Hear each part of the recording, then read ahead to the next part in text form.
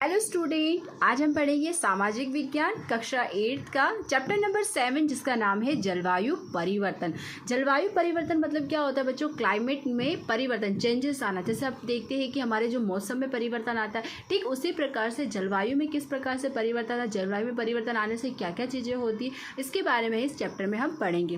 पृथ्वी के चारों तरफ घेरे हुए हवा के आवरण को क्या कहते हैं? वायुमंडल कहते हैं। जैसे कि हमने अध्याय पहले में भी पढ़ रखा है कि वायुमंडल या वातावरण किसे कहते हैं, तो हमारे चारों ओर जो हवा से घिरा हुआ आवरण है उसे हम क्या कहते हैं? वातावरण या वायुमंडल। ये वायुमंडल मानव प्रवृत्ति के कारण क्या होता जा रहा है? दूषित होता है। आप देख रहे हो कि आजकल क्या हो रहा है? पोल्यूशन बढ़ता जा रहा है, जिसकी वजह से क्या हो रहा है? हमारा वातावरण लगातार क्या हो रहा है बच्चों? दूषित होता जा रहा है। जैसे उद्योगों से निकलने वाला, कारखानों से निकलने वाले पावर स्टेशन, वाहनों द्वारा वायुमंडल दूषित हो रहा है। जैसे आप सभी को पता है कि क्या होता है? वाहनों से निकलने वाला धुआं, कारखानों से निकलने वाला धुआं, जिसकी वजह से क्या हो रहा है? हमारा वातावरण लगातार क्या हो रहा है? प्रदूषित हो रहा है। वैश्विक तापमान बढ़ने से तापमान, आपको पता है कि धीरे धीरे क्या हो रहा है? टेम्परेचर हाई हो रहा है। किसका? हमारे अर्थ का। तो उसे हम क्या बोलते हैं? वैश्विक तापमान बढ़ने से तापमान, पवन की दिशाएं, नमी आदि में भी परिवर्तन हुआ। अब बच्चा जैसे पहले हुआ करता था, अब बहुत सारे परिवर्तन देखने को मिलते हैं। फॉर एग्जाम्पल आप देखते हो कि बारिश की ऋतु में बारिश होनी चाहिए, जबकि आप देखते हो गर्मी में भी बारिश हो जाती है, सर्दी में भी बारिश हो जाती है। ये सब किसकी वजह से हो रहा है? बहुत सारे वैश्विक तापमान के बढ़ने की वजह से, पवनों की वजह से क्या हो रहा है? बहुत सारे परिवर्तन देखने को मिलते हैं। और इन्हीं परिवर्तनों को हम क्या नाम देते हैं? जलवायु में परिवर्तन। तो आपको समझ में आया? नेक्स्ट, वह वायुमंडलीय परिवर्तन कहलाता है। नीचे आपको एक सारणी दे रखी है, सारणी में आपको अलग अलग देश दे रखे, वहाँ की गर्मी, वहाँ की ठंडी, वहाँ की वर्षा और वहाँ का कारण क्या है। तो हर देश का अलग अलग कारण हो सकता है। जैसे रूस के अंदर 15 डिग्री सेल्सियस पर क्या होती? गर्मी पड़ती, 20 डिग्री सेल्सियस, और वहाँ पर वर्षा अधिक होती, तो वहाँ का वातावरण इस तरह से होगा। वहाँ पर ज़्यादा से ज़्यादा क्या होंगे? वृक्ष होंगे। इस वजह से वहाँ पर क्या होती? घनी की वजह से क्या हो रही? वर्षा अधिक हो रही। आगे देखिए, मौसम से क्या तात्पर्य? आप मौसम शब्द से सभी परिचित है। किसी भी प्रदेश के तापमान, नमी और वर्षा के थोड़े थोड़े समय की औसत स्थिति अर्थात मौसम। क्या कहना चाह रहा है बच्चों? मौसम क्या होता है? टेम्परेचर मतलब कितना तापमान है, कितनी नमी है, कितनी वर्षा हो रही है। उस आधार पे हम क्या कर सकते हैं? मौसम को क्या कर सकते हैं? अलग अलग भागों में वर्गीकृत कर सकते हैं। जैसे यहाँ पर भारत का नक्शा दे रखा है, भारत के अंदर बता रखा है, जैसे न्यू दिल्ली दे रखा है, अहमदाबाद, मुंबई, हैदराबाद, चेन्नई, कोलकाता और लखनऊ। यहाँ पर अलग अलग चीज़ें बता रखी। आगे चलते हैं। जलवायु से क्या अभिप्राय? अब अपना जो चैप्टर का नाम है जलवायु, आखिर जलवायु हम किसे कहते हैं? तो किसी भी प्रदेश में 35 वर्ष से अधिक वर्षा का औसत तापमान, नमी या वर्षा की औसत स्थिति अर्थात क्या कहलाती है? जलवायु। क्या कहना चाह रहा है कि कोई भी 35 वर्ष से अधिक वहाँ का जो टेम्परेचर, मतलब हम किसी भी प्रदेश की बात कर लेते हैं, किसी भी राज्य, किसी देश की बात करते हैं, तो हमको ये देखना है बच्चों कि 35 साल से अधिक वर्षों के अंदर हमें क्या देखना है? वहाँ का टेम्परेचर कैसा है, वहाँ पर कितनी नमी है, वहाँ की वर्षा की औसत मतलब कितना, 20 डिग्री औसत मतलब वर्षा हो रही है, 100 डिग्री सेल्सियस हो रही है, 70 डिग्री सेल्सियस हो रही है। तो इस आधार पर हम क्या पता लगा सकते हैं? वहाँ की जलवायु के बारे में, कि पहले की जलवायु ऐसी थी और इस जलवायु अभी ऐसी। तो ये हम जो अंतर देखते हैं उसी को हम क्या नाम लेते हैं? जलवायु परिवर्तन। जैसे आप देख सकते हो चित्र के अंदर, आप देख रहे हो कि मान लीजिए ये कोई प्रदेश है और उस प्रदेश का देख रहे हो, जैसे कि आप देख रहे हो क्या दिखाई दे रहा है बच्चों?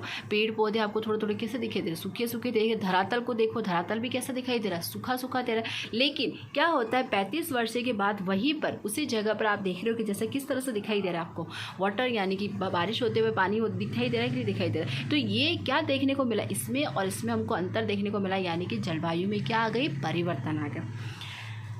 ग्रीन हाउस इफेक्ट के प्रभावों का दृश्य। ग्रीन हाउस शब्द से आप जानते हो ग्रीन हाउस इफेक्ट क्या होता है बच्चों? ग्रीन हाउस, सबसे पहले मैं आपको बताती हूँ कि कुछ ऐसे प्रदेश होते हैं जो कैसे प्रदेश है? ठंडे प्रदेश है। तो वहाँ पर क्या होता है कि अच्छे से तापमान नहीं मिल पाता है, किसको? फसलों को। तो वहाँ पर क्या किया जाता है? एक हाउस बनाया जाता है जिसका नाम क्या है? Green house. क्या बनाया जाता है बच्चों? Green house. और इस हाउस के अंदर क्या किया जाता है? प्लांट को यानी कि पेड़ पौधों को क्या किया जाता है? उगाया जाता है। जैसे आप देख पा रहे हो इस दृश्य के अंदर कि दिखाई दे रहा है आपको, ये एक हाउस बनाया गया है। इस तरह से कुछ हाउस बनाया जाता है यहाँ पर। आप जानते हैं कि ठंडी जलवायु वाले देशों में सूर्य ताप कम अनुभव होता है। अब आपको पता है जैसे जो ठंडे इलाके हैं, जो ज़्यादा ही ठंडे इलाके, वहाँ पर क्या होगा बच्चों, सूर्य का ताप क्या होता है, कम अनुभव होता है। ज़्यादा ठंडी हो तो वहाँ सूर्य का ताप क्या होता है, कम अनुभव होता है, इसलिए वहाँ साग सब्जी वृक्षों के विकास रुकते हैं। अब आपको पता है कि जैसे कि क्या होता है, किसी भी पौधे को वृद्धि करने के लिए किसकी ज़रूरत पड़ेगी, सूर्य की ज़रूरत पड़ेगी या नहीं पड़ेगी। जब उसको सूर्य का प्रकाश मिलेगा तभी वो क्या कर पाएगा, वृद्धि कर पाएंगे। तो यहाँ पर क्या होता है, ठंडे प्रदेशों के अंदर क्या होता है बच्चों कि सूर्य का तापमान अच्छे से उसको नहीं मिल पा रहा। किनको, फसलों को, जैसे कि साग सब्जी हो सकती है, पौधे हो सकते हैं, उनको नहीं मिलता है। तो वहाँ के लोग क्या करते हैं, इस तरह से कृत्रिम रूप से, क्या बोलते हैं बेटा, ये प्राकृतिक नहीं है, जब मनुष्य के द्वारा किया जाता है उसे अपन क्या कहते हैं, कृत्रिम द्वारा क्या किया जाता है, इस तरह की एक व्यवस्था की जाती है। इस तरह की व्यवस्था की जाती है। क्या होता है कि जब भी सन आता है, मैं आपको थोड़ा सा समझाती हूँ, जैसे जब भी सन निकलेगा कहाँ पर, ठंडे प्रदेशों के, तो यहाँ पर इस तरह से एक कांच नुमा इस तरह से बनाया जाता है। जैसे क्या होगा कि ये सन क्या होगा कि जो इसकी लाइट है, यानी कि जो प्रकाश है वो क्या होगा, इस कांच के थ्रू क्या होगा, अंदर की तरफ जाएगा। परंतु इस तरह से इसको बनाया जाता है कि वापस वो गर्मी क्या हो, बाहर ना निकले, जिससे क्या होगा, वो जो हाउस है, मतलब जो ग्रीन हाउस है, उसके अंदर क्या रहेगी, गर्मी बनी रहेगी, यानी कि टेम्परेचर बना रहेगा। और उस टेम्परेचर के अंदर क्या होंगे, जो पौधे हैं, जो साग सब्जी या जो फसलें हैं, उनको क्या मिलेगा, अच्छे से क्या मिल पाएगा, तापमान मिल पाएगा। और इसी प्रभाव को हमने क्या नाम दिया है, green house effect, green house प्रभाव या ग्रीन हाउस इफेक्ट। फिर से समझाती हूँ, क्या होता है, ठंडे प्रदेशों के अंदर क्या होता है, सूर्य का तापमान नहीं मिलता है, तो वहाँ पर क्या किया जाता है, एक हाउस का निर्माण किया जाता है। मतलब इस तरह से बनाया जाता है कि जिससे क्या होगा, सनलाइट जो होती है, सनलाइट से जो प्रकाश होती है वो इस तरह की एक शीशे नुमा बनाया जाता है कि सन की जो लाइट है वो सीधी किस पे गिरेगी, कांच पे गिरेगी। कांच पे गिरने के बाद उसको क्या किया जाता है, अवशोषित कर लिया जाता है। क्या किया जाता है बच्चों, कांच क्या करता है, उस चीज़ को अवशोषित कर देता है, लेकिन पुनः वापस क्या होती है, वो प्रकाश यानी कि जो लाइट है वो बाहर नहीं जा सकती, जिससे क्या होगा, अंदर की तरफ क्या होगा, उसका टेम्परेचर बना रहेगा। और इस तरह से वहाँ पर जो प्लांट है, पेड़ पौधे, वो क्या कर पाएंगे, सर्वाइव कर पाएंगे, यानी कि जीवित रह पाएंगे। नेक्स्ट, मौसम परिवर्तन। आप देखते हो मौसम के बारे में, देखो बेटा, जलवायु और मौसम दोनों एक का ही भाग है, लेकिन क्या है, मौसम जो है वो जलवायु के अंतर्गत आता है। आप देखते हो मौसम के अकॉर्डिंग हम देखते हैं कि कभी कभी हमारा मौसम जैसे कि बहुत ज़्यादा कैसा सूखा एरिया बढ़ जाएगा, तो किस तरह से, इस तरह की आपको ज़मीन देखने को मिलेगी। कहीं ऐसा सूखा पड़ने पर क्या होगा, पेड़ पौधे अच्छे से वो नहीं कर पाएंगे। फिर अगर अच्छी बारिश होगी, बहुत तेज़ बारिश हो जाएगी, तो कैसी कंडीशन आ जाएगी, बाढ़ जैसी कंडीशन आएगी या नहीं आएगी, बहुत तेज़। अगर वर्षा ऋतु ज़्यादा होगी तो बाढ़ की कंडीशन आएगी, वर्षा ऋतु नहीं आई तो सूखा पड़ सकता है ना। और बहुत ज़्यादा टेम्परेचर अगर हाई हो गया, यानी कि बहुत ज़्यादा क्या हो गया बच्चों, गर्मी पड़ने लगी, तो क्या होगा, ये जो ग्लेशियर यानी कि बर्फ़ के पहाड़ है, वो धीरे धीरे क्या होने लग जाएंगे, पिघलने लग जाएंगे। और पिघलेंगे तो क्या होगा, बाहर जैसी कंडीशन आ जाएगी। तो ये भी हमको क्या देखने को मिलता है, मौसम परिवर्तन देखने को मिलता है। वैश्विक तापमान या ग्लोबल वार्मिंग से क्या तात्पर्य, वेरी वेरी इंपॉर्टेंट, आपसे पूछा जाता है कि ग्लोबल वार्मिंग क्या होता है या वैश्विक तापमान क्या होता है। तो अभी हमने बच्चों क्या पढ़ा था, ग्रीन हाउस के बारे में पढ़ा था या नहीं पढ़ा था, कि ग्रीन हाउस इफेक्ट क्या होता है, किस तरह से। तो क्या होता है बच्चों कि धीरे धीरे क्या हो रहा है कि जो सनलाइट यानी कि जो सूर्य का प्रकाश आया है वो क्या हो रहा है, उस धरातल में ही रहता है, वो धरातल से बाहर नहीं निकल पाता, यानी कि पुनः क्या हो रही, परावर्तित नहीं हो पा रहा। तो जिस एरिया के अंदर क्या होता है, सनलाइट का जो रहता है वो क्या होता है, वहाँ टेम्परेचर क्या होता है, हाई होगा, यानी कि तापमान बढ़ता जाएगा। तो धीरे धीरे क्या होता है, वैश्विक ताप वृद्धि अर्थात पृथ्वी के वायुमंडल गर्म होने लग जाएगा। पृथ्वी का वायुमंडल कैसा होने लग जाएगा बच्चों, गर्म होने लग जाएगा। तो ग्रीन हाउस इफेक्ट की यानी सूर्य की किरणों के साथ आने वाली गर्मी को वायुमंडल में आने के बाद पृथ्वी पर परावर्तित होकर वापस उनको नहीं जाने देती, ऐसी स्थिति आएगी। तो धरातल का क्या होगा, तापमान बढ़ेगा, और तापमान बढ़ेगा तो क्या समस्या उत्पन्न हो जाएगी, ग्लोबल वार्मिंग की। किसकी समस्या उत्पन्न हो जाएगी, ग्लोबल वार्मिंग की। सिर्फ ग्रीन हाउस इफेक्ट की वजह से नहीं, आप देखते हो कि हमारे वायुमंडल के अंदर क्या होता है, बहुत सारे कल कारखानों से निकलने वाला धुआं, यहाँ तक कि जो वाहनों से निकलने वाला धुआं, ये भी एक तरह का क्या है, ग्लोबल वार्मिंग। इसकी वजह से भी क्या होता है, ग्लोबल वार्मिंग होता है। आइए कुछ करके देखिए, जैसे कंबल ओढ़कर 10 मिनट सो जाए। हम क्या करते हैं, कंबल ओढ़कर 10 मिनट सो जाएंगे तो आप क्या अनुभव करोगे, बहुत ज़्यादा आपको क्या लगने लग जाएगी, गर्मी लगने लग जाएगी, राइट। तो ठीक इसी तरह से ग्लोबल वार्मिंग यानी कि अगर धीरे धीरे तापमान बढ़ेगा तो क्या होगा बच्चा, बताओ। तो क्या होगा, टेम्परेचर हाई होगा कि नहीं होगा, यानी कि अर्थ का टेम्परेचर धीरे धीरे क्या होने लग जाएगा, हाई होने लग जाएगा। और जिसकी वजह से आपको पता है कि टेम्परेचर हाई होगा तो क्या होगी, बहुत सारी समस्या उत्पन्न होगी। जैसे फॉर एग्जांपल टेम्परेचर हाई होगा तो क्या होगा, बहुत सारी डिजीज़ होगी यानी कि बीमारियाँ होगी। साथ ही साथ क्या होगा, जो ग्लेशियर्सिंग यानी कि जो बर्फ़ के पहाड़ है वो धीरे धीरे क्या होने लग जाएंगे, पिघलने लग जाएंगे। पिघलने लगेंगे या नहीं लगेंगे, राइट। पश्चिमी यूरोप में औसत जो है 5 से तापमान में वृद्धि व गर्मी का अनुभव होता है। दार्जिलिंग के अंदर 14 डिग्री सेल्सियस पे, ये कुछ अलग अलग देशों के बारे में बताया कि ग्लोबल वार्मिंग की वजह से वहाँ पर क्या प्रभाव देखने को मिलते हैं। दार्जिलिंग के अंदर 14 डिग्री सेल्सियस महत्व तापमान 28 डिग्री सेल्सियस तक पहुंच गया। रेगिस्तान में क्या होने लग जाएगा, हिम वर्षा होने लग जाएगी। मुंबई में एक दिन में 942 मीटर मिमी क्या होती है, वर्षा होती, 2005 के अकॉर्डिंग बताया। ऑस्ट्रेलिया में गर्मी का ऊंचा चढ़ता पारा। सुंदरवन डूब रहा है। नेपाल में खुब्बू नामक हिम नदी में 5 किलोमीटर की कमी। अंटार्कटिका 35 दिनों में 3250 वर्ग किलोमीटर हिमाचल पिघल गया है और नदियों में पानी का स्रोत क्या हो रहा है, घटता जा रहा है। अब आपको पता है कि जैसे जैसे क्या होगा बच्चों, ग्लोबल वार्मिंग होगा। ग्लोबल वार्मिंग का मतलब टेम्परेचर हाई होगा, तो ये सारे प्रभाव देखने को मिलेंगे। धीरे धीरे नदियाँ सूखने लग जाएगी। अब बताओ, तापमान बढ़ेगा तो पानी तो क्या होगा, वाष्प बन के उड़ जाएगा, तो नदियाँ सूखने लग जाएगी। साथ ही साथ जो सुंदरवन मैंने आपको बताया था, जब ये सारे क्या हो जाएंगे, धीरे धीरे डूबने लग जाएंगे। साथ ही साथ क्या होगा, ग्लेशियर्स पिघलने लग जाएंगे, जैसे बाहर जैसी कंडीशन भी आ सकती है। पृथ्वी गर्म क्यों होती है, अब आपको ये है कि पृथ्वी गर्म क्यों होती, तो कारण क्या है कि ग्रीन हाउस इफेक्ट में सक्रिय योगदान देने वाले कार्बन डाइऑक्साइड व मीथेन, नाइट्रस ऑक्साइड व क्लोरोफ्लोरोकार्बन, हेलोकार्बन ग्रीन हाउस गैसों के रूप में पहचाने जाते हैं। क्या होता है बच्चों की जो ग्रीन हाउस इफेक्ट है, इसके अंदर सिर्फ एक नहीं बहुत सारी गैसेस होती है, जैसे कि CFC गैस होती है, मीथेन होती है, नाइट्रस होती है, ऑक्साइड होती है। ये गैसें क्या करती है, धरातल के टेम्परेचर को क्या करती है, धरातल के तापमान को क्या करती है, बढ़ाती है। धरातल के टेम्परेचर को क्या करती है बच्चों, बढ़ाती। इन गैसों की मात्रा बढ़ने से जलवायु में क्या होता है, परिवर्तन होता है।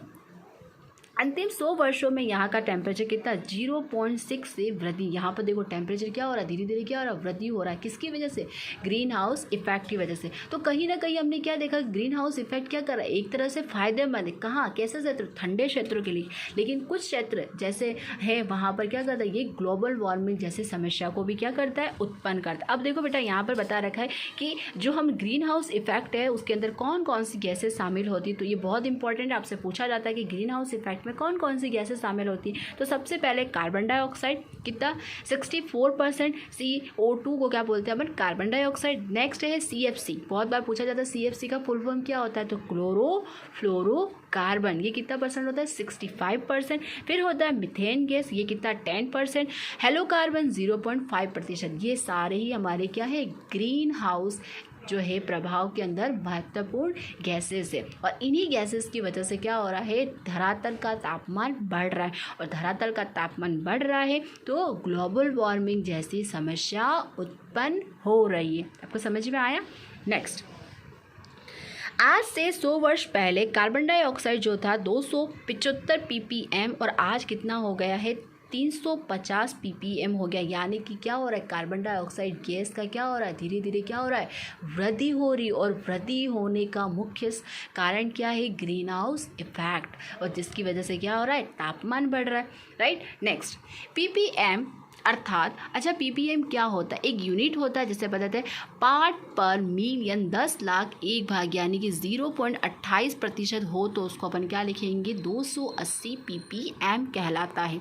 देखो बच्चों, यहाँ पर ग्लोबल वार्मिंग का बता रखा है कि कौन से सन के अंदर कितना बड़ा है। ग्लोबल वार्मिंग पर आपको समझ में आएगा, धीरे धीरे पृथ्वी का तापमान बढ़ना, वही क्या कहलाएगा बेटा, ग्लोबल वार्मिंग करेगा। अब यहाँ पर देखो आप, ये आपको एक ग्राफ दे रखा है, क्या दे रखा है बेटा, ग्राफ दे रखा है। उस ग्राफ के अंदर आप देखोगे कि क्या हो रहा है, धीरे धीरे धीरे धीरे क्या हो रहा है, ये ग्लोबल वार्मिंग बढ़ रही है, घट रही है, आपको इसको देख के पता लगा रहा। तो देखो आप देखो यहाँ पर 1860 से लगाकर 2000 तक के हमको क्या दे रखे बेटा, सन दे रखे। और इन सन के अंदर उसने दर्शाया है कि कैसे कैसे क्या हो रहा है, ग्लोबल वार्मिंग का जो टेम्परेचर वो क्या होता जा रहा है, हाई होता जा रहा था। जैसे आप देखोगे यहाँ पर 1860 में लगभग कुछ कैसा था, 0.2 समथिंग था, लेकिन यहाँ पर देखो कभी ये देखो 1920 के अंदर घटा, फिर क्या हुआ, ये देखो 1940 के अंदर बढ़ा, फिर देखो 2000 के अंदर देखो कितना बढ़ के कितना हो गया, 0.6% क्या हो गई है, वृद्धि हुई है। तो ये सारा क्या देखने को मिला है कि ग्लोबल वार्मिंग जो है, यानी कि ग्लोबल जो टेम्परेचर वो धीरे धीरे क्या हो रहा है, बढ़ता जा रहा है। नेक्स्ट, अच्छा, अगर ये ग्लोबल वार्मिंग बढ़ेगा तो उससे क्या होगा? तो उससे ये होगा बेटा कि जो ओजोन परत है हमारी, कौन सी वजह? ओजोन परत। आपको पता है पृथ्वी पर 3 परतें हैं, तो ओजोन परत में धीरे धीरे क्या होने लगे? ग्लोबल वार्मिंग की वजह से क्या होने लगे? छेद बनने लगे, यानी कि छिद्र होने लगे। और उस छिद्र से क्या होगा कि सूर्य से आने वाली जो अल्ट्रा वायलेट यानी कि पराबैंगनी किरणें वो क्या होगी? धरातल पर आएगी, और धरातल पर आएगी तो बहुत सारे क्या होंगे? रोग उत्पन्न होंगे। अगर आप बताओ बेटा, अगर हमारी घर की छत में, हमारी जो घर की छत है उसमें छेद हो जाएगा तो क्या होगा? गर्मी के दिनों में गर्मी का ज़्यादा अनुभव होगा, वर्षा के दिनों में क्या होगा? उससे पानी टपकेगा नहीं टपकेगा। ठीक उसी प्रकार से जो ओजोन परत है वो हमारी क्या है? छत है, और अगर उसी में छेद हो जाएगा तो बहुत सारी समस्या उत्पन्न हो जाएगी।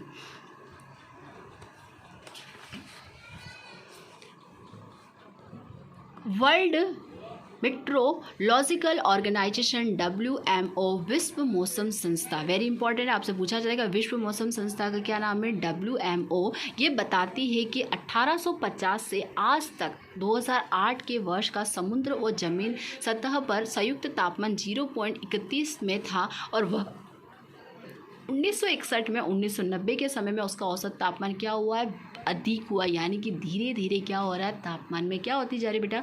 वृद्धि होती जा रही। अब हमारी जो ग्रीन हाउस इफेक्ट के अंदर एक महत्वपूर्ण गैस थी जिसका नाम था मीथेन।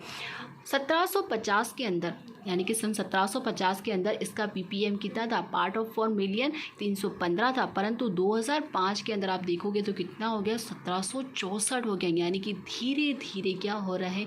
इन सारी गैसेस का प्रभाव भी क्या हो रहा है? बढ़ता जा रहा है। नाइट्राइड ऑक्साइड के बारे में आप देखोगे तो इसका कितना था? 770 ppm था, लेकिन अब बढ़कर वो कितनी हो गई? 319 हो गई। नेक्स्ट है CFC, क्लोरोफ्लोरोकार्बन। क्लोरोफ्लोरोकार्बन क्या होता है बच्चों? जो हमारे घरों में हम फ्रीज, कूलर, AC ये सारा प्रयोग करते हैं तो उससे निकलती है गैस निकलती है जिसका नाम क्या है? CFC, chlorofluorocarbon. तो foam, plastic, fridge, AC, circuit surgeon, aerosol spray, 1 micron 10 micron आकार वाले जितने भी होते हैं उसे एरोसोल कहते हैं। इनका उपयोग करने से क्या हो रहा है? CFC की क्या हो रही है? वृद्धि होती है। यानी कि हमारे घरों में हम जब CFC जो हम कूलर, फ्रीज ऐसे प्रयोग करते हैं बेटा, उसके अंदर क्या होता है? CFC, और यह CFC भी क्या करती है? हमारे पृथ्वी के तापमान को बढ़ाने में महत्वपूर्ण इसका भी योगदान है। अब हमने ग्लोबल वार्मिंग के बारे में पढ़ा, ग्रीन हाउस इफेक्ट के बारे में। अब ये ग्लोबल वार्मिंग का क्या क्या प्रभाव है? जैसा कुछ प्रभाव तो मैंने आपको बता दिया। वनस्पति की उत्पत्ति, उनकी वृद्धि का समय और आयु में क्या हो जाएगा? परिवर्तन आ जाएगा। टेम्परेचर बढ़ेगा तो क्या होगा? वनस्पति की उत्पत्ति में, उनकी वृद्धि में और समय में क्या होगा? आयु में क्या लग जाएंगे? परिवर्तन आ जाए। पक्षियों की अमुक जाति लुप्त हो जाएगी। बहुत ज़्यादा अगर गर्मी पड़ेगी तो क्या होगी? पक्षियों की जाति क्या हो जाएगी बेटा? नष्ट हो जाएगी। जैसे गोरैया, गीत। ज़्यादा टेम्परेचर होगा तो आप बताइए क्या कोई जीव सर्वाइव कर पाएगा? जीवित रह पाएगा? नहीं रह पाएगा।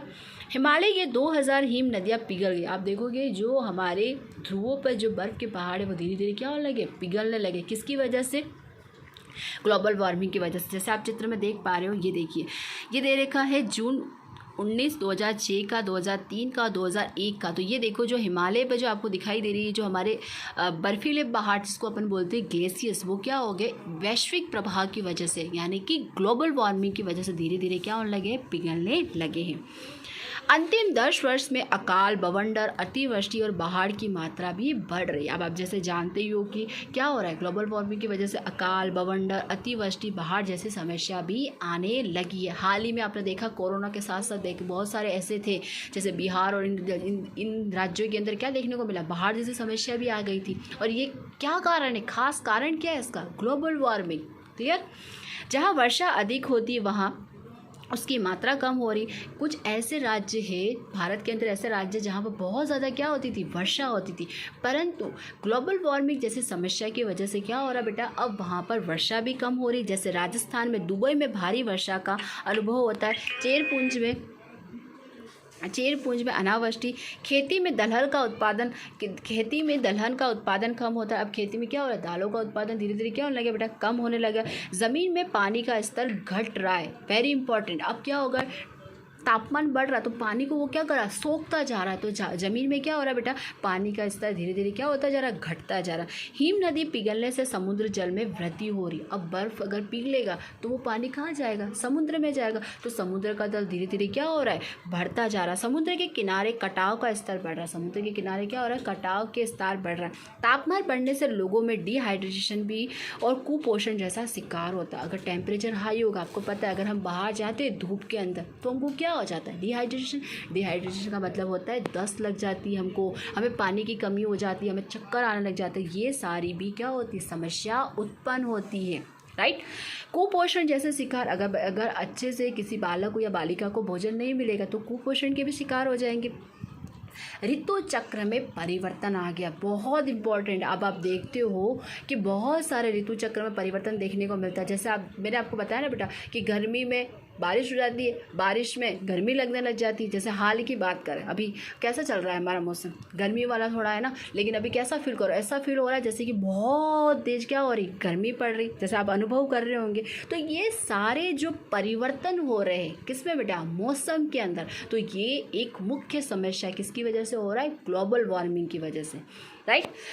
झाड़ी गर्मी ऋतु में भी रक्षण नहीं। गुजरात के समुद्री सतह जैसे 25 सेंटीमीटर बनने से ज़मीन की क्षारता क्या होती जा रही, बढ़ती जाएगी। कृषि उत्पादन में सतत कमी होती जा रही। जैसे पहले कृषि का उत्पादन होता था, मतलब अच्छी से अच्छी फसल मिलती थी, अब वो क्या हो रही, कमी होती जा रही। किसकी वजह से, ग्लोबल वार्मिंग की वजह से।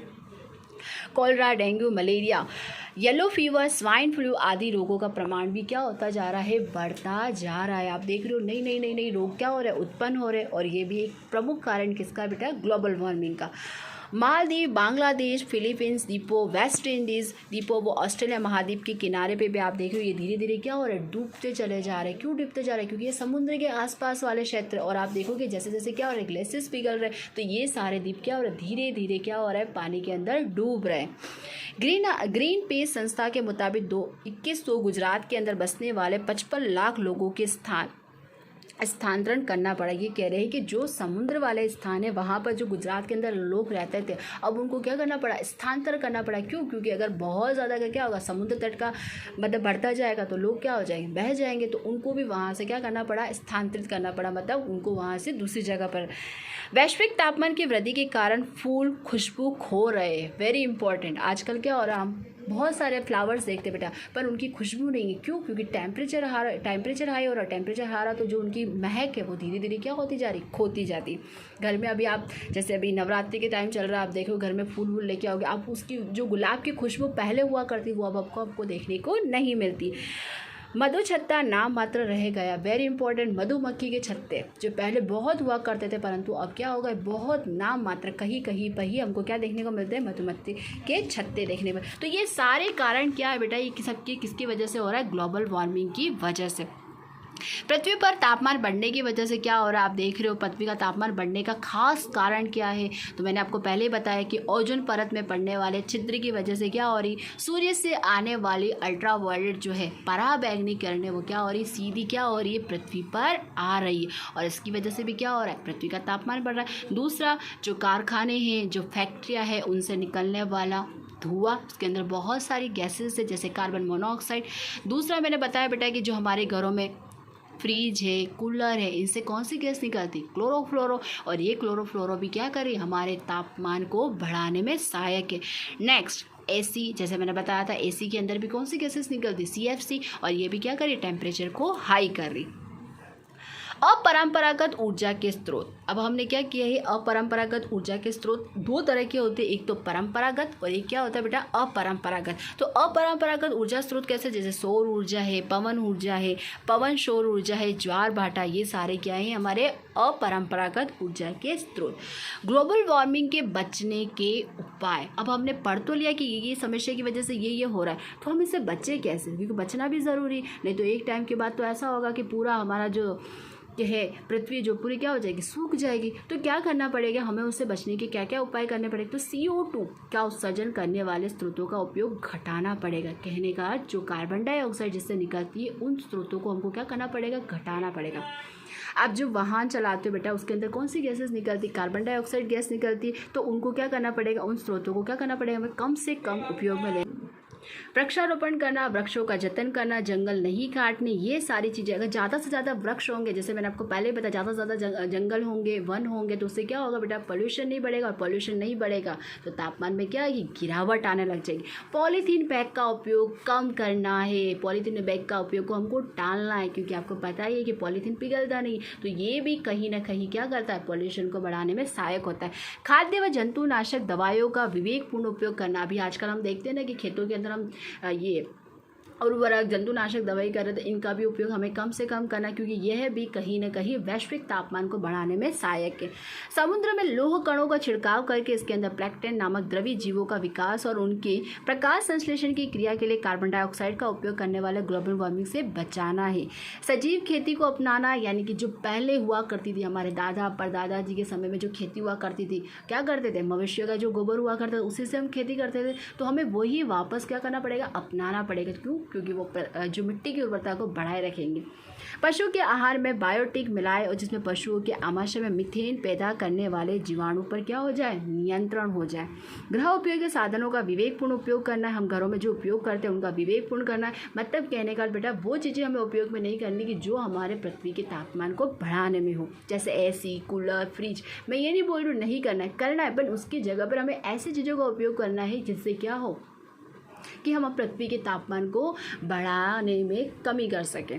परिवहन के साधनों का विवेकपूर्ण, ऐसा नहीं कि कहीं पे भी जा रहे हो तो है ना, ज़्यादा से ज़्यादा हम परिवहन के साधन अगर पास में है तो हम चल के भी जा सकते हैं, साइकिल का भी प्रयोग कर सकते हैं, है ना, ट्रांसपोर्ट साधन का भी प्रयोग कर सकते हैं, पब्लिक ट्रांसपोर्ट का भी प्रयोग कर सकते हैं। ऐसी चीज़ों को करके क्या कर सकते हैं, हम CO2 की मात्रा को धीरे धीरे क्या कर सकते हैं, कम कर सकते हैं। इको फ्रेंडली का उपयोग करना चाहिए। इको फ्रेंडली यानी कि पर्यावरण से हमें क्या मित्रता, जैसे यानी कि अधिक से अधिक क्या करना पड़ेगा, वृक्षारोपण करें। घर के आसपास पेड़ पौधे लगाने चाहिए। अगर पेड़ पौधे लगाएंगे तो क्या होगा, ग्लोबल वार्मिंग से बच पाएंगे। प्राकृतिक शक्ति का विवेकपूर्ण उपयोग करना चाहिए। पेट्रोलियम का उत्पादन, जो पेट्रोल डीजल, इनका उत्पादन क्या करना चाहिए बेटा, विवेकपूर्ण। क्यों करना चाहिए, क्योंकि आपको पता है कि एक समय के बाद क्या हो जाएंगे, समाप्त हो जाएंगे। पानी का मितव्यतापूर्ण उपयोग करना चाहिए। जो वाटर है उसका भी बहुत ही ध्यानपूर्वक उपयोग, ऐसा नहीं कि हम नहा रहे तो 4 बाल्टी से नहा ले, ऐसा नहीं, बहुत ही ध्यान से करना, क्योंकि ये सब हमें क्या करेगी, ये सब हमारे आगे भविष्य में क्या करेंगे, हमारी मदद करें। बरसाती पानी का संग्रह करना चाहिए, है ना, जो बारिश आती है उस पानी का संग्रह करना चाहिए। CNG का उपयोग करना चाहिए। जैसे अभी आपको पता ही है, हमारे गुजरात राज्य की बात करें तो ज़्यादा से ज़्यादा ऑटो रिक्शा किसके, CNG। तो ऐसे ही हमें प्रत्येक पूरे देश के अंदर इस तरह की लागू करवाना, जिससे कि क्या हो कि हम इस ग्लोबल वार्मिंग जैसे समस्या से क्या कर सके, बच सके। पर्यावरण को बचाने के वैश्विक नीति, क्या क्या वैश्विक नीति, मानव अपनी प्रवृत्ति से पर्यावरण के विनाश करा। मानव क्या करा, दिन ब दिन क्या हो रहा है, अपनी प्रवृत्तियों की वजह से क्या कर रहा है, पर्यावरण का विनाश कर रहा है। ऐसे विश्व के समझौते को 1972 के अंदर स्वीडन की राजधानी स्टॉकहोम में पर्यावरण बचाने हेतु एक बैठक की आयोजित हुई। उसके पश्चात ब्राजील में रियो डी जनेरो में भी विश्व सम्मेलन किया गया। किसको लेकर, पर्यावरण को बचाने से लेकर। तो इस तरह से हम क्या कर सकते हैं, हमारे पर्यावरण को क्या कर सकते हैं, बचा सकते हैं।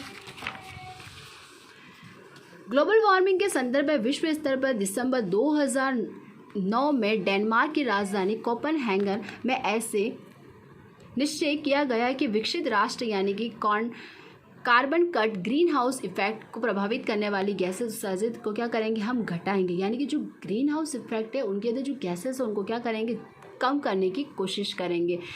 नहीं करते। विकासशील राष्ट्र ग्रीन हाउस को प्रभावित करने वाले गैसेस उत्सर्जन घटाने के लिए दबाव डाल रहे हैं और विकासशील देशों के विकास के लिए $100 अरब सहायता देने के लिए निश्चय किया गया। मतलब जो विकासशील देश है, जैसे हमारा भारत देश कैसा देश है बेटा, विकासशील देश है, तो वहाँ पर उन्होंने कहा है कि ग्रीन हाउस इफेक्ट के अंदर जो गैसेस है उनको क्या करेंगे, धीरे धीरे क्या करेंगे, हम कम करेंगे, जिससे कि क्या हो, भविष्य में ग्लोबल वार्मिंग की समस्या और ना बढ़े। इस बैठक में 45 देशों व 59 संशोधन पेपर द्वारा विश्व के नेताओं की बदली जलवायु के लिए गंभीरतापूर्वक क्या किया गया, विचार किया गया।